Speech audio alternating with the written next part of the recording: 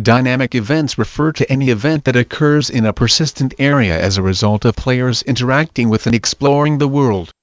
They are called dynamic because there are multiple outcomes that also result in new events, creating a cascade effect. Once an event has triggered, it will develop whether or not a player attends it. Because of this, there is no real concept of failure or success. The result of any event will simply cause a change in the surrounding area. For example, if monsters are successful in raiding an area, they may become strong enough to occupy a fort, which could then be taken by players. This is the brief description of the totally new game mechanic Guild Wars 2 brings into MMO world.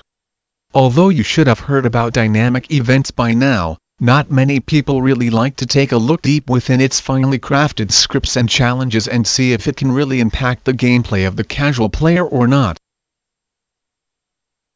To summarize, the dynamic events are certain occurrences in the world that develop on their own, usually in a negative way if they are not influenced by a player or a group of players that happen to pass by. The concept is extremely simple and replaces the boring and repetitive standardized quests that are present in more and more MMO these days, with the NPC that have various exclamation points onto their heads, no matter how dangerous or serious they look. The mechanic is rather simple, moving on a horizontal axis from negative to positive and back again, having fixed checkpoints along the way. If you choose to help, you will progress to the next checkpoint where you can do another task, receiving even more bonuses and moving the story even more into the positive side.